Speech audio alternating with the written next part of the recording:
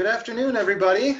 Thank you very much for joining us today for the 2020 Central Wisconsin Book Festival and our talk today with Jerry Apps. We are very happy to have him here to discuss his new book, When the White Pine Was King. We'll get to it in just a moment, but before we do, we just have a very short video to show you. And then we'll be back with an introduction of Jerry, and we'll get right into this afternoon's presentation. Thank you all for being here.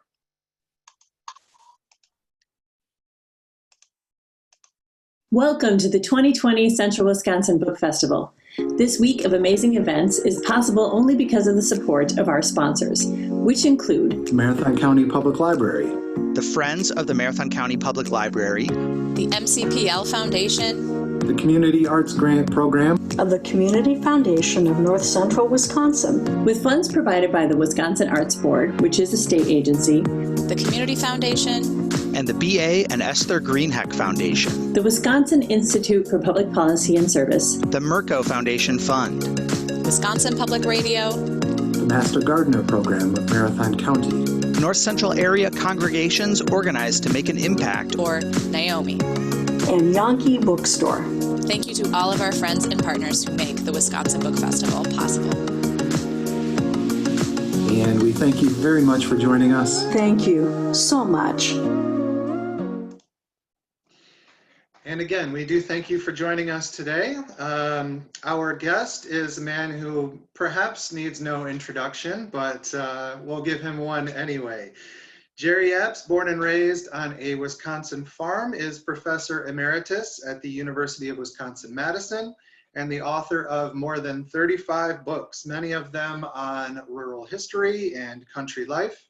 And he also makes the occasional appearance on Wisconsin Public Television, through documentaries that he's been involved in. He's won numerous awards for his work, and he is married with 3 grown children. So, Jerry, thank you very much for being with us today. Chad, thank you so very much. It's my pleasure, and hello to everyone. It's a little unusual to be talking with folks without being able to see them. But I do a fair amount of radio and television work, so that whole idea is not entirely new to me. What we're going to do is we're going to look at several of slides. I have a PowerPoint presentation, and Chad is going to move the slides along. And we're featuring, as Chad mentioned, one of my newest books called When the White Pine Was King. And it's the history of the logging industry in northern Wisconsin. Chad, let's go to the next slide, please. I start by sharing a picture of the place where I grew up. I was born in that house, and I spent a lot of time in that barn. I also spent a lot of time in the woods, just back of the house. I became interested in trees as I was just a little kid.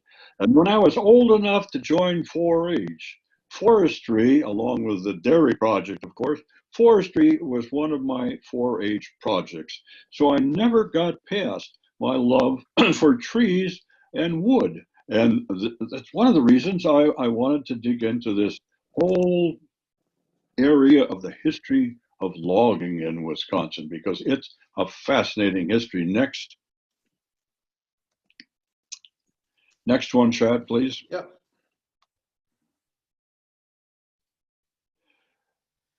In 1966, my family and I bought a farm only a couple of miles from where I grew up. And can you believe it? It's a tree farm. This is one of my plantations.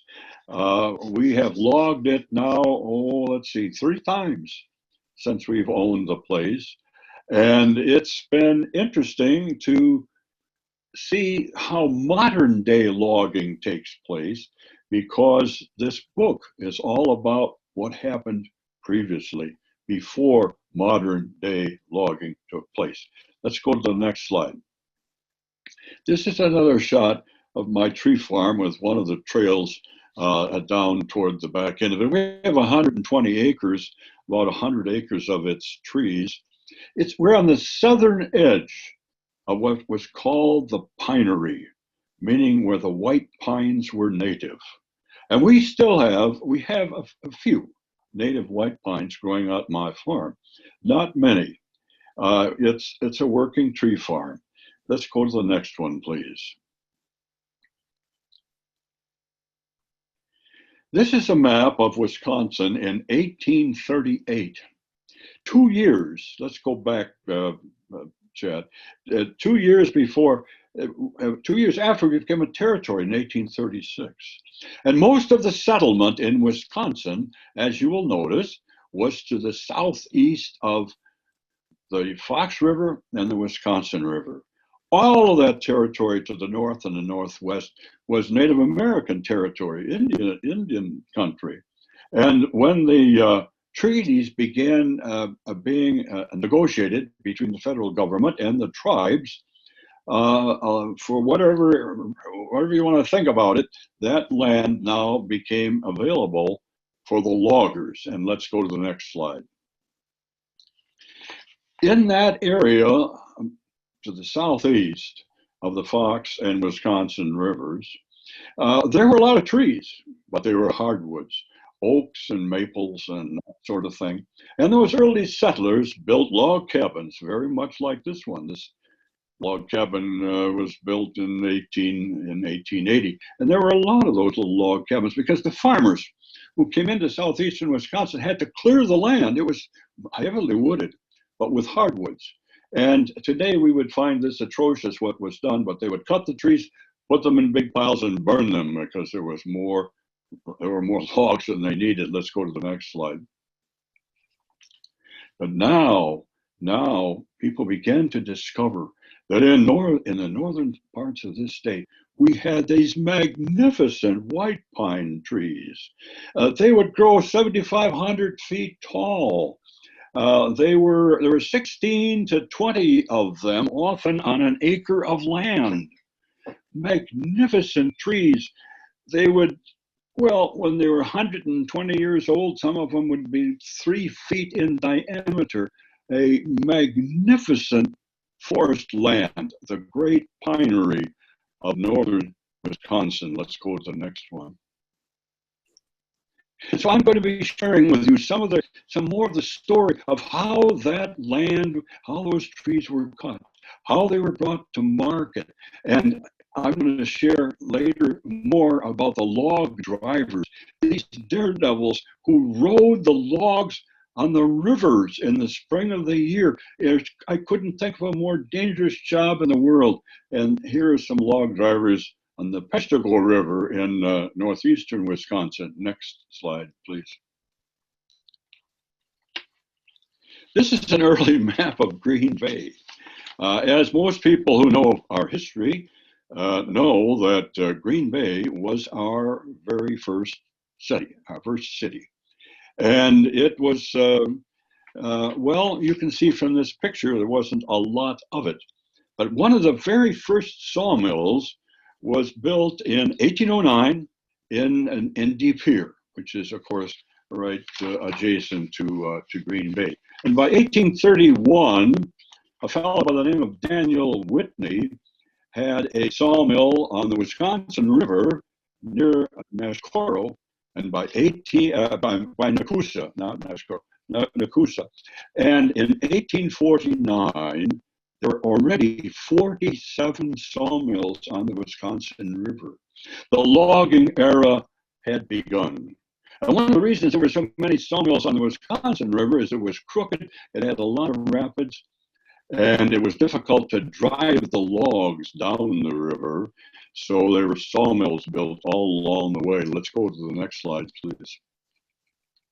This is an early sawmill, a very primitive looking affair, a dangerous looking affair, but these sawmills were springing up all over the place. Next slide, please. We also, along with the logs that were shipped to sawmills in Wisconsin and beyond, there was the beginnings of a woodworking industry in this state, where in this slide we see in Menasha, the Menasha Pail and Tub Factory. These little factories made everything from barrel staves to broom handles to clothespins and pails and tubs. It still is. The woodworking industry is an important one in Wisconsin. Oshkosh, not far from Menasha, became the center for the production of wood products in Wisconsin at that time. And they were especially noted for making wooden shingles, because we saw so much development now throughout the Midwest and beyond, and shingles, roofing shingles, became very important. Well, let's move on now to the next slide, and let me begin talking about these logging camps. Can you imagine what it would be like to spend the winter, and that's when most of the logging was done. It was during the winter months, and I'll share a bit further along why that was. But there were about 25 of these men who were in a typical logging camp. And let me explain just a little bit what the progression of activities happened to be. First, a fellow by the name of with the title of Timber Cruiser. He went into an area of forest land, and he decided, and these were pretty clever, well-trained people, he decided how many pine trees there might be per acre in that particular tract of land, and whether it was worthy of logging. In other words, was it economically feasible to come in there with a logging crew and cut the logs? Well, following the timber cruiser, then they negotiated the logging rights, because there were all kinds of, and I frankly I don't even understand all of the different ownerships that were involved. But anyway, they got the rights to do the logging, and then the first thing they did when the crew came in is they built these little log buildings. One of them would be where they lived, their bunkhouse. Another one would be the mess hall, and then there was a place for the oxen and the horses. There were oxen at first and later horses. And again, can you imagine living in one of these logging camps? It's 25 below zero, 35 below zero, 40 below zero in the wintertime in the north, and yet they were out there cutting wood. Let's go to the next one, please. Here's another picture of a logging crew. You can see something of the diversity of who these people were. By the way, the very first lumberjacks in Wisconsin were primarily not from Wisconsin. Our farmers in southeastern Wisconsin, at the time, they didn't know very much about, if anything, about logging. They had cut their own trees down and burned them, but they didn't know about cutting down pine trees and floating them down the river and all that sort of thing. The early loggers had come from New England. They were recruited to come here by the logging companies, and some of them came from eastern Canada, where the logging had took place. So that was the beginning of the logging crew. Later, as these logging camps, and they were all over the north, as these logging camps were created, the farmers in southern Wisconsin, during the winter months, they saw working in a logging camp as a good way to make a little extra money. And my grandfather, who was a farmer in Waushara County, he spent the winters working in logging camps as a camp cook. And I'm going to say more about camp cooks in just a little while. Let's go to the next slide, please. Here are a couple of lumberjacks. Some of the lumberjacks were as young as, 15, 16 years old. And some of them were, I suppose, in their 40s and 50s. They were paid, a typical lumberjack was paid between $26 and $30 a month, sort of like $1 a day. And there were no chainsaws. There were axes and two-person cross-cut saws. You see the cross-cut saw over the shoulders of this young man. Let's go to the next one, please.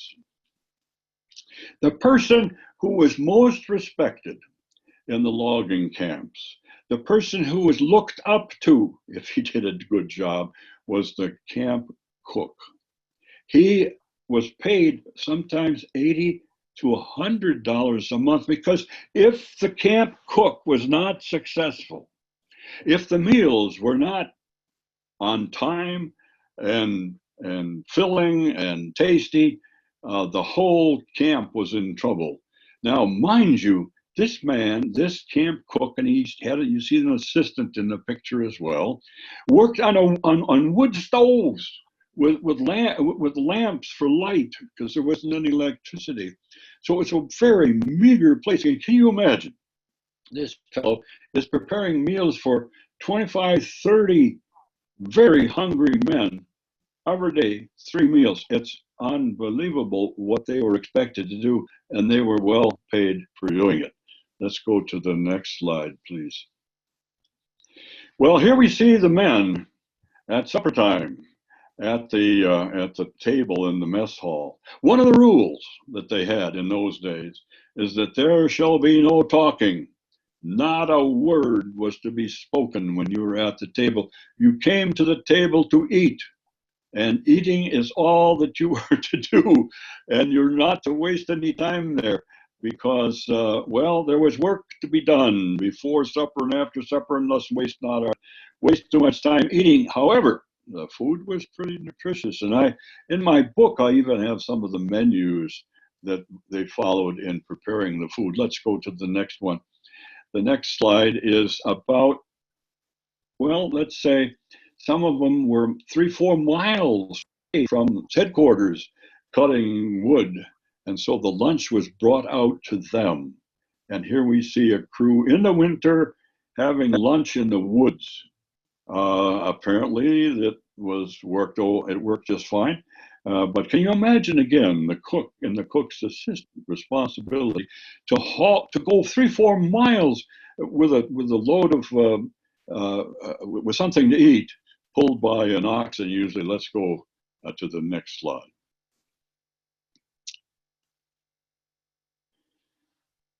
Here's an example of 2 men who are about to cut down this big tree. Now, those of us who know something about woodworking and cutting wood and all the rest of it, which I grew up with, you have to notch that tree first with an axe, and you notch it in the direction of that you wanted it to fall. Now, my dad had an uncanny ability when we were cutting down, in our case, oak trees, to walk around the tree and determine the direction that it wished to fall. In other words, which direction it was leaning. And so that's where we did the notching. And that same thing occurred with these lumberjacks. There would be this in this particular picture. The notching would have been done on the other side, and then the crosscut saw, each man with one end of it, always pulling, never pushing. There were the rules of cutting with the crosscut saw. It was quite amazing how these huge trees were sawed down with no mechanical equipment at all, just these simple tools, an axe and a crosscut saw. Next slide, please. Well, once the tree was down, then, and in this picture it was a little more advanced, they had horses. The log that was cut down, the tree was cut down, was sawed into logs, and those logs were toted to a road, a forest road, with a team of horses and a device underneath this log, which was called a go devil. And it was a simple little sleigh affair that allowed the front end of the log to be above the ground so it wouldn't dig in. And so now, a team of horses, or early on oxen, would haul this log to a road. Let's go to the next slide. And can you imagine? Just look at that load of logs. Now, they would load these logs on a sleigh and on this logging road. And my gosh, look, that thing is 20 feet tall. It's unbelievable. And there was they had a kind of a rope and a tackle system to get these logs up to the top. And they would drive the team now on this site with loaded logs. They were on their way to the riverbank because at this time everybody was going to the logging in most parts of Wisconsin. The Wisconsin River was an exception, but we would float the logs down the river. So let's go to the next slide.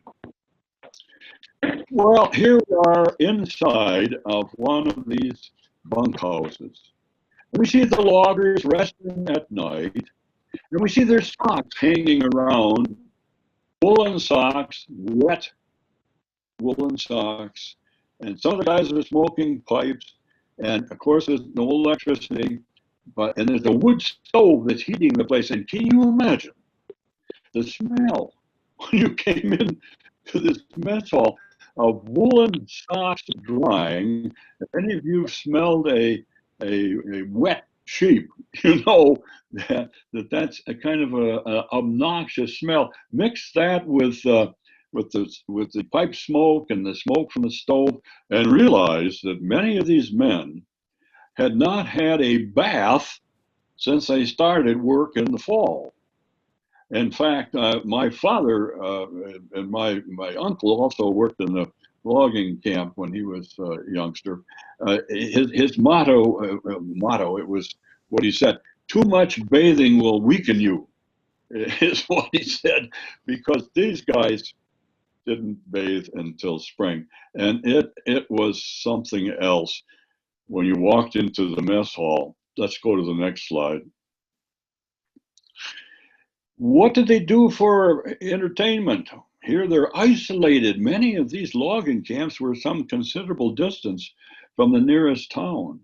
So very often there was somebody that could play the fiddle, and then in this picture, this guy is fiddling and another guy is dancing. I mean, they told stories, they did all kinds of weird things to entertain themselves, because it was it was considerably isolated. And they really had to learn how to get along with each other, which sometimes was a problem. Let's go to the next one. Here's Sunday morning. Sunday morning, if you wanted to shave, there was usually somebody who could do that for you. And can you imagine this poor bugger laid out here on a chair? And this guy looks pretty young. He's doing the shaving, and the hot water's on this stove. I don't know if these guys are just waiting to have a shave, or they're just resting. And you see all the wet clothing hanging around, like I talked about before. That's a typical Sunday morning. One other thing they would do on Sunday morning is they would outside in a big barrel. They would start a fire under it, and heat water. And sometimes they would take their clothing and put it in that heated water to clean it. But more importantly, that hot water, that boiling water, would kill the bed bugs, which were a problem in many of these mess halls. Let's go to the next slide.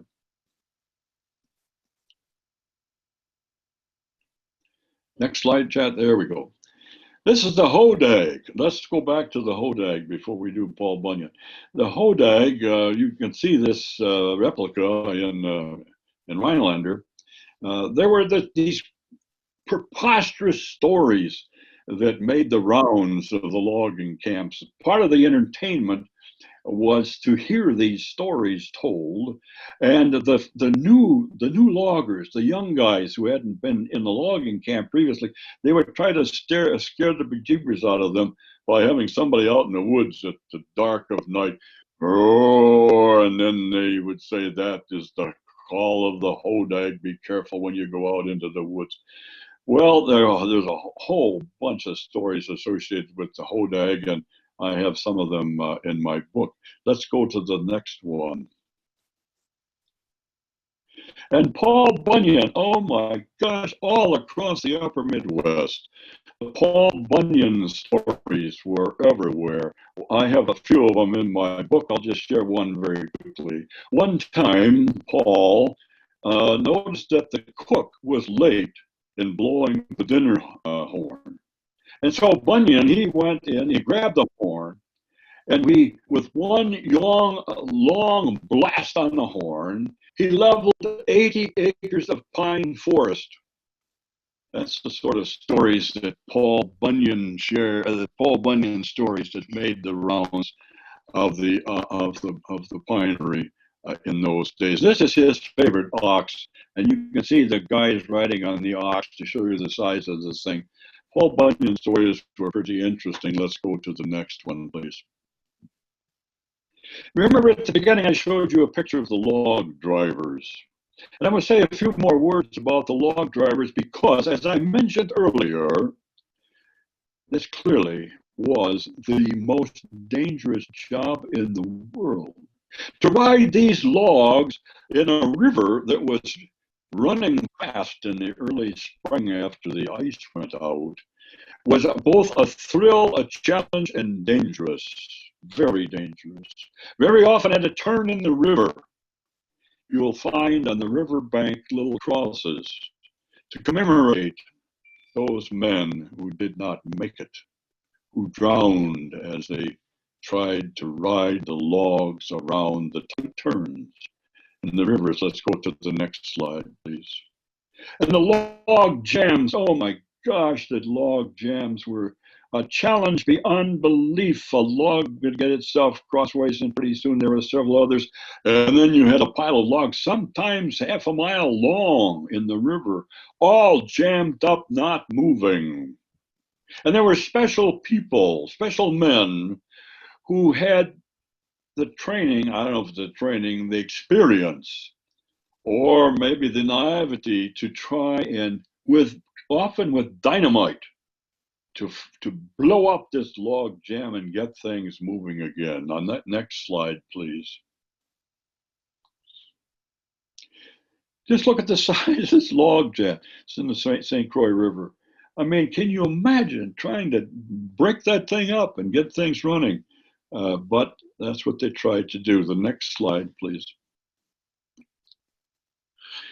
Following the log drivers, there were a group of men who rode in these little bateaus, they were called. They are canoe type affairs, and they would look for the logs that were hung up on shore, caught behind a rock, something like that, and break them loose so that they could run along as well. So they had a relatively safe job. They were riding in these bateaus, and then they also were helping the company make sure that it got all the logs that it had been cut. Let's go to the next slide. One of the most interesting of all activities was this particular raft that followed the log drives. It was called a Wannigan.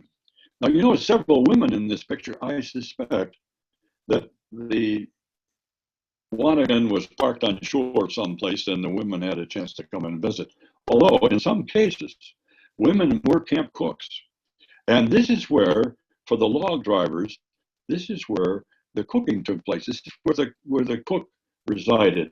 And it's also, in this little building, is where the log drivers, where their clothing and personal effects were, the tents and bedrolls. For example, they didn't drive logs at night. At night, they stopped and they had tents, bedrolls, and they spent the night on the shore. But this little Wannigan is a really interesting part. It also was a temporary office for the river pilot. And let's go to the next slide. The river pilot, he was in charge of where everything should go.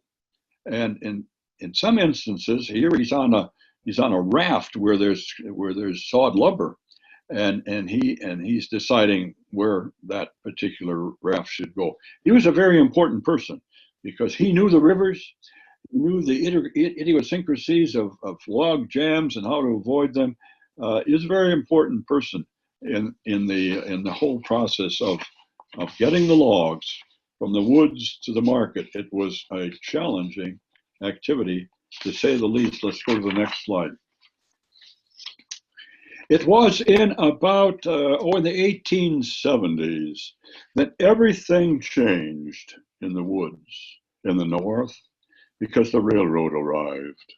And now we did not need the river drives. We did not need the river pilots. We did not need the Wannigans and the bateaus, but we could load the logs on a railroad car and haul them to the market.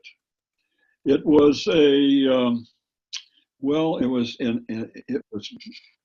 it made the whole industry much safer. It made it more efficient, but it took a while. It took a while. Remember, it's in the 1870s. And a lot of this logging started taking place already in the 1850s. So we've got at least 20 years of these dangerous log drives and more, because the railroad did not get in every corner of the North immediately.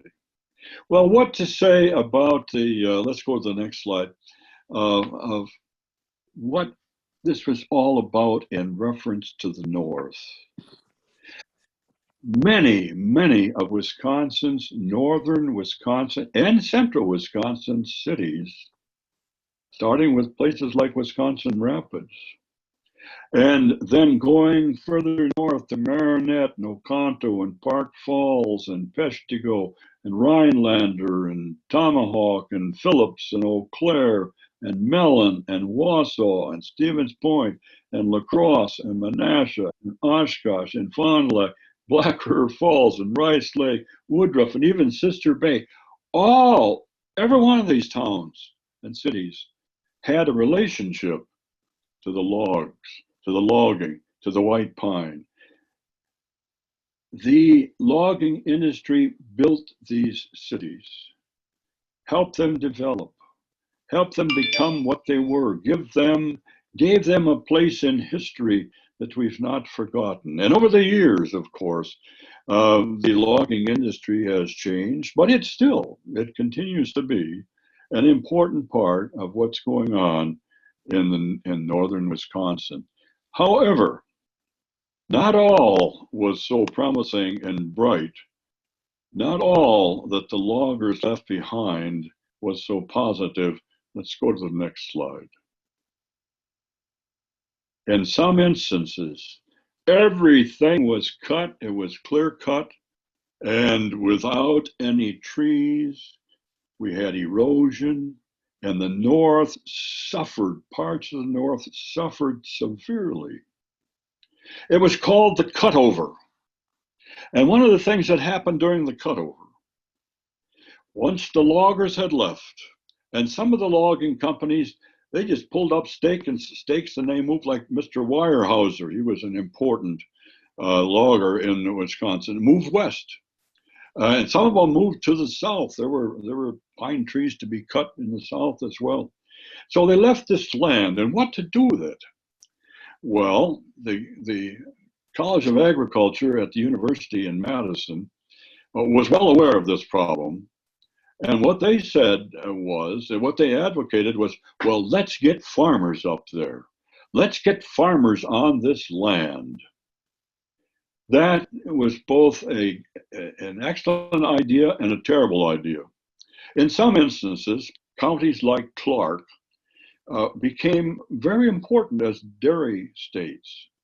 Other counties like Iron and Florence and Forest and Ashland and Marinette even were less likely to become important farming counties. And so these farmers, many of them were immigrants who had come here from Norway and Germany and Poland and a lot of other places. They found themselves in northern Wisconsin on a bleak piece of land that in many instances should never, ever have been farmland. It was land for trees. It was land for the white pine. It was not land for corn. My gosh, the College of Agriculture should have known better. Once you get much north of Wausau, the growing season is pretty short. And you're not going to grow corn like you grow in southern Wisconsin, where you've got 110, 120 days of growing season. But somehow or another, they wanted that. And they had pictures.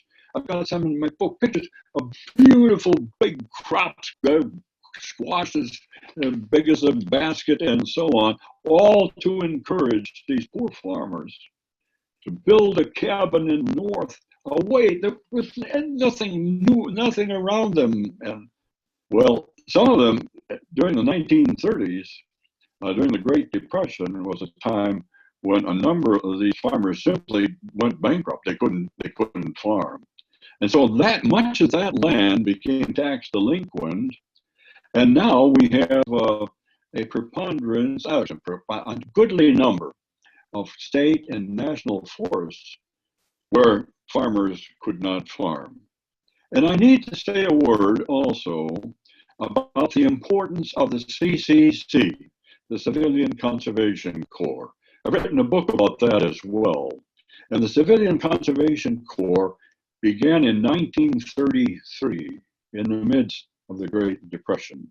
Young men who did not have work were recruited to be members of the CCC. And what they did a wonderful job of reforesting much of the north. They helped develop the national parks and the state parks, and they helped save the north in many ways from those loggers who were not into sustainable logging as some of them were. And I need to make one sidebar mention. The Menominee County, Menominee Indian Reservation is and was a place where sustainable forestry was always a part of their philosophy. They did not clear cut. They still do not clear cut. They depend very much today on their forest. I know when I was a kid in 4-H in this forestry project I mentioned earlier, I had a chance to visit the sawmill at Neopet and see firsthand what these Native American folks were doing in the way of sustainable forestry. They were a model in many ways for sustainable forestry in the state. Let's go to one more slide. As I come to the end of my little talk, I want to summarize briefly what all of this was about. And the stories from the loggers are many. I have some of them in my book. The lumberjack stories were many. The camp cook stories were especially good.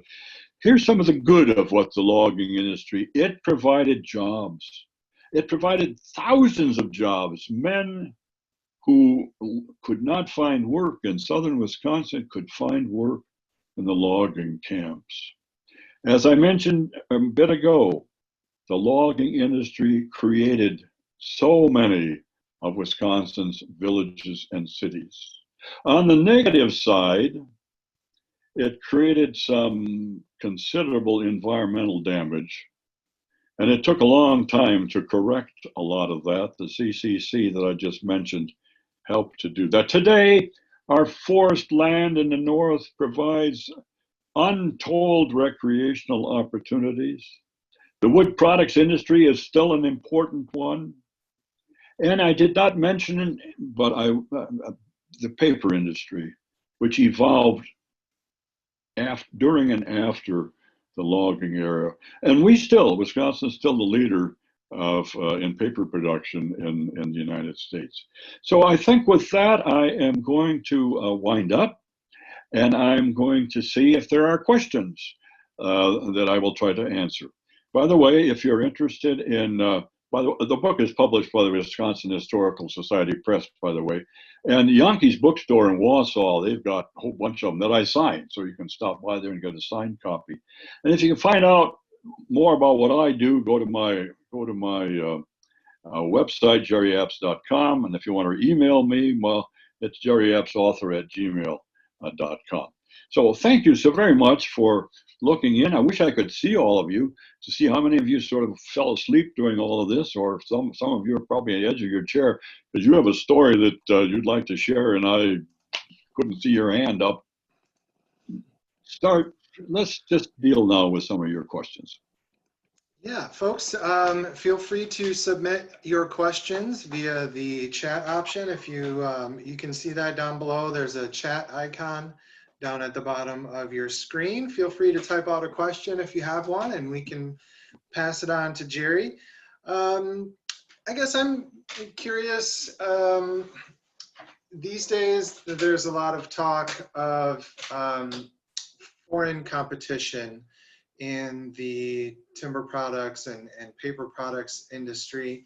At what point did, wood from Canada, for instance, since they're our closest neighbor, at what point did Canadian timber start to come into the picture and be, a competitive or a threat, I guess, to our own local industries? I have a problem hearing you. Oh, sorry about that. You know what I'm going to do is, we seem to have some luck if we just turn your camera off. So since you didn't really hear that question, we can kind of disregard it, and we have some other questions coming in. Can you hear us okay now, Jerry? All right, now try it again. Much better. Okay. Well, let's forget the question that I asked and we'll move on to others. So a question that came in, how could the river log drivers stop for the night? Wouldn't the logs get away from them? That's a really good question, and I talk about that in the book, and I should have mentioned it in my presentation. They created with logs, they created a little dam that prevented the flow of the logs, and they removed that little dam, and the next morning, and they continued on. That's how they did it. But I should have mentioned, that's a very good question. They didn't allow the logs to keep going all night while they slept in the tent. I'm sure that's what somebody was thinking. That did not happen. And while we wait for some more questions to come in, if folks have them, you mentioned the Menominee Indian Reservation. Are there some other companies that, put a little bit more of an emphasis on sustainability in the early days, or was it just take as much as you could get until it's gone? Were there other companies that were models of sustainability? Unfortunately, too many of the loggers, it was called cut and run. I think there's a book somewhere with that sort of title, cut and run. There were a few. Now the Connor Company that is still logging in the north, they were one of the early logging companies that believed in and practiced sustainability, and they still do. I would say today, those who are the logging companies, and I deal with several of them when I do logging on my farm, are pretty much into the importance of sustainability. On my tree farm, I have a contract with the Wisconsin Department of Natural Resources to do sustainable work. I work with a professional forester who tells me when certain trees are ready to be cut. We do no clear cutting. Although sometimes there are instances where you need to do it, but that's another story. Okay. You mentioned some of the work of the CCC, the Civilian Conservation Corps. Did the CCC replant any of the original white pine and other trees that were clear cut? Yes, they did. There were tree nurseries that developed around the state. There was one that's still in operations at Wisconsin Rapids, and so the trees, there were white pine, red pine. Again, back to my 4-H days and my 4-H project, I received little transplant trees that were 2 years old. I had to put them in a transplant bed for a couple of years, and then I took them out and planted them, and I had white pine and red pine and Norway spruce and so on. Yes. Okay. What sources did you use for your book? Where did all of the research come from, and what prompted you to choose this topic for your next book? Okay, well, I'll start with the last part of it. I apparently didn't do a decent job at the beginning.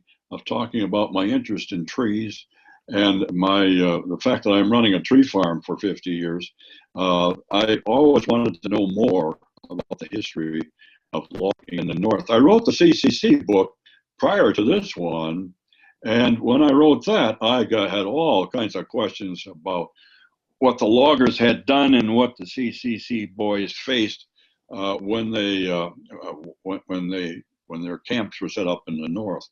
But the sources of my material, I use a broad sweep of sources.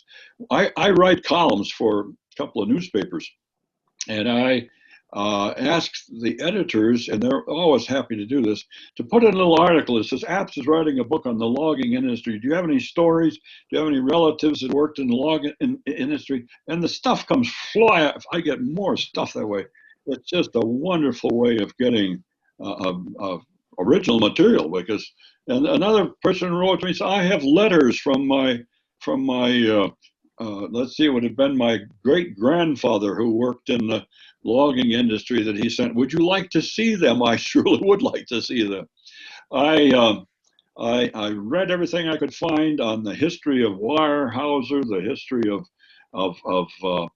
the city of Menominee and Stout, how all that got started. So I do.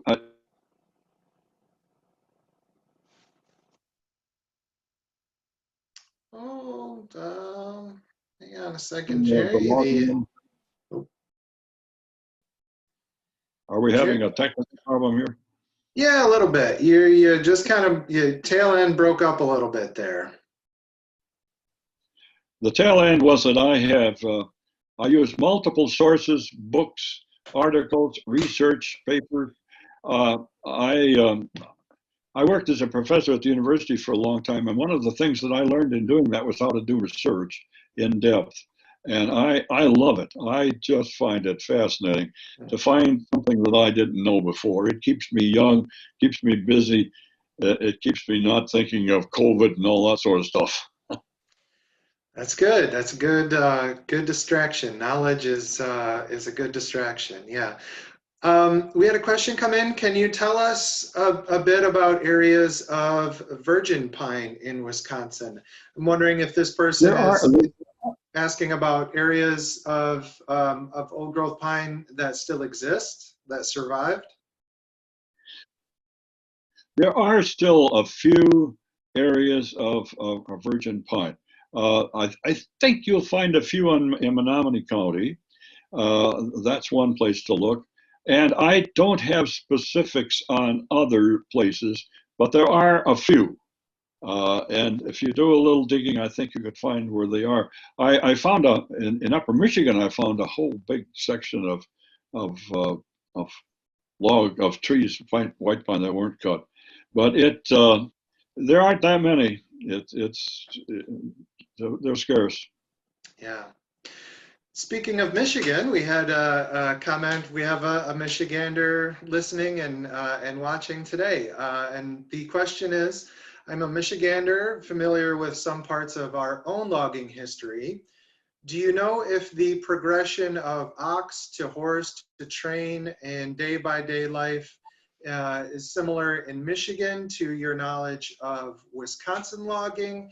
And also, were the tribes in Michigan involved in sustainable logging, much like the Menominee that you mentioned? I do not know about the tribes' involvement in Michigan, but I do know that the logging industry was essentially identical across, especially the UP, and I suspect the northern part of the Lower Peninsula, as well as across Wisconsin and across Minnesota. They were almost identical. You had to determine where it was is to look at where the white pine grew. The white pine during right before, during, and after the Civil War was the wood of choice for the builders who built Chicago and St. Louis and wherever, Dubuque, Iowa, and so on. And so where the white pine grew is where there was similarity in going from oxen to horses to the railroad. Very similar. Some of the same men too, by the way. Probably, yeah, probably moved from camp to camp. Um, well, I'm curious about that. Was there any sort of training involved before somebody could start as cutting things down, or was Well, it learn on the job? that's an excellent question because the best I could figure, there was no short course in cutting down a tree available to anybody at that time. When you signed on in a logging camp, let's say you were 17 years old, you probably started out by not cutting down trees, but brushing out a road, for example, some kind of a low-level job. And then you watch these men. You watch them notch a tree. There's a real skill. I never got very good at it, and I should because I cut down a lot of trees. But there's a real skill in handling an axe. There's a real skill in sharpening an axe. There's a real skill in the crosscut saw and sharpening a crosscut saw. Well, these young men, they watch the older men do this, and pretty soon some of them had a rather natural ability. It takes some special eye-hand coordination to do a lot of this. If you're kind of basically a clutch, you shouldn't be out in the woods in the first place, I guess. But and some of these men were more astute at horsemanship. They maybe had horses on the farm, and then that's all they did was drive horses. They had. I should have said more about this. A lot of the jobs were specialized. Assistant cook was a very specialized job. Driving horses and taking care of them was a very special job. Brushing out the road, driving the team on the enormous load of logs on a sleigh. I mean, not a novice did not do that. It's somebody who had a lot of experience because they iced the roads, these winter roads, to make the sleigh move more easily. They iced them. They were slippery as all get out. They're going down an incline with such a load of logs and 4 horses pulling it. I mean, you had to really know what you were doing. I would imagine so, yeah. Bring us up to the current day a little bit. Do you know or can you speak much about current laws and forestry regulations that are in place? And are there current regulations and laws that prevent clear cutting or the cutover that you talked about? Can that happen? Well, what I'm most familiar with currently is what I have to deal with my own trees, with my own farm, my own tree farm, and it's regulated. The extent to which somebody could go up north and clear cut, if whether or not that's legal or not, I don't know. I don't know the answer to that. I do know that the incentive that I have for doing sustainable forestry is a tax incentive. I do not have to pay property taxes at the same level had I not been a part of the program. So it's more of a carrot approach, I would say. And in Wisconsin today, the vast majority of forest land is privately owned. It's not government. Well, with the exception of the national forests and the state forests and parks, but the forest land itself, there's not very much of it is owned by logging companies anymore.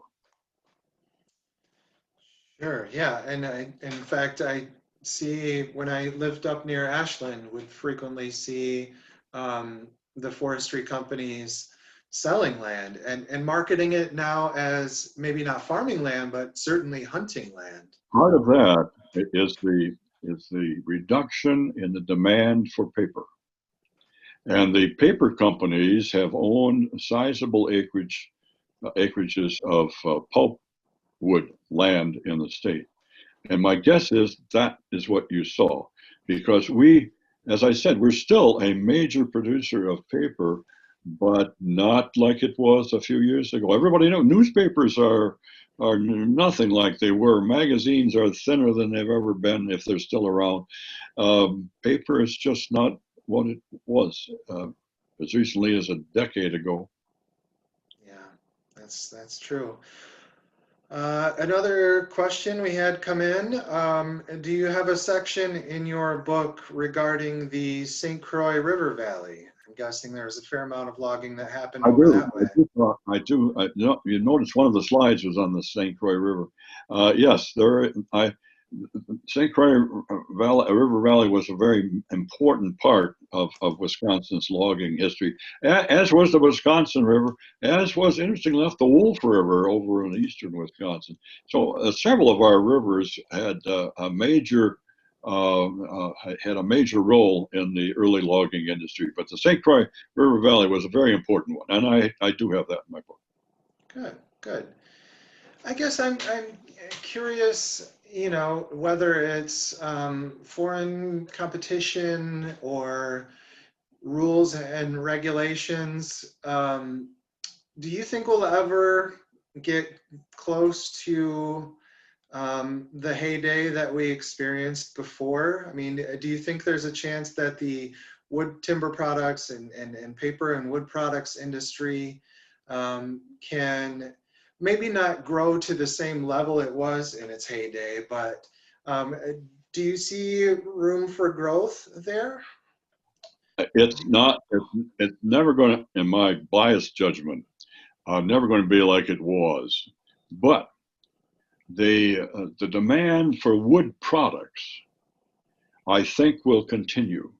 People, I'm one of them. I dearly love the feel of a planed board, for example. And if I have a choice between plastic and wood, I'll go toward wood.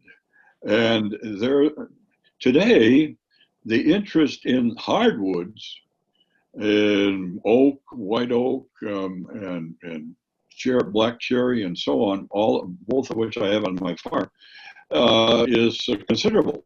Just to show you how the thing has changed. So the last logging I had to do because of a windstorm that came through and topped a bunch of my white pine. I have about 8 acres of self-seeded white pine, some of which are 50 years old now. And I had, I don't know, half a dozen truckloads, semi-truckloads of white pine logs that were 12 feet long and probably, I don't know, 30 inches in diameter or more. You think they could find that in my logger? You think you could find a market for them? No, which to me is pathetic.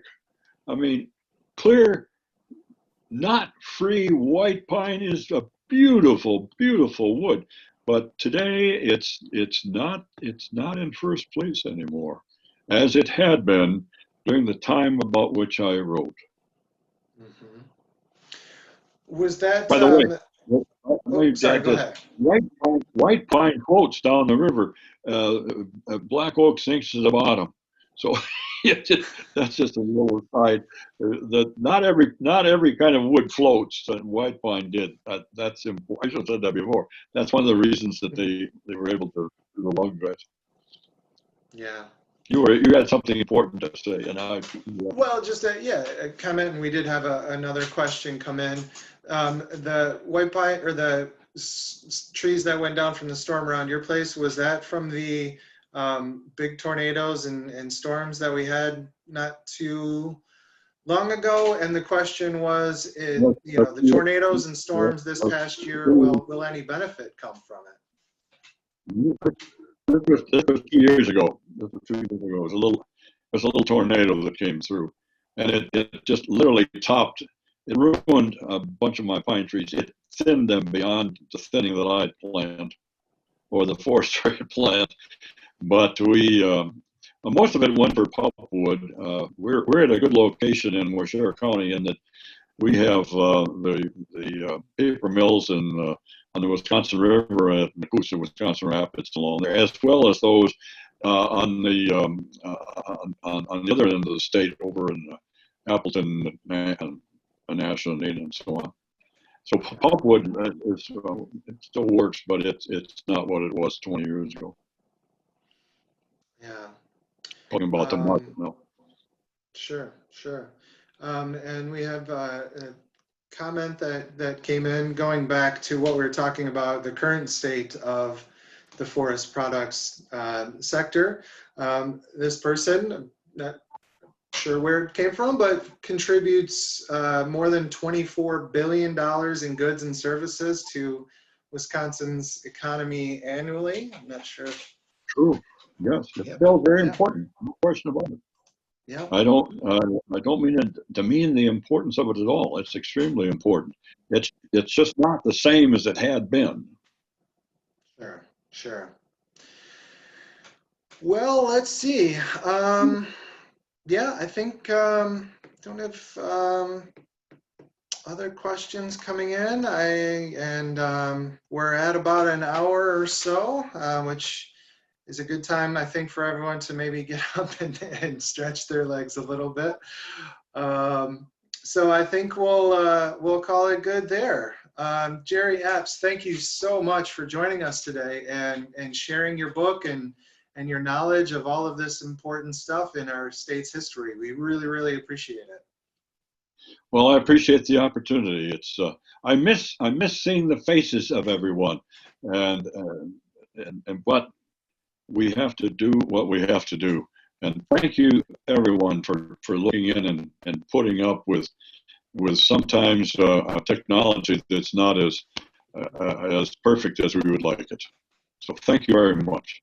That's certainly true, but we've done the best we can, and we appreciate all of you joining us today as well and tuning in. We do have one more Central Wisconsin Book Festival event in about an hour. Tiffany Midge will be sharing her memoir and some of her poetry, so that should be a lot of fun. And yeah, and that'll be the end of it. So once again, folks, thank you very much for joining us today. We really appreciate it. Enjoy the rest of your weekend, and thank you.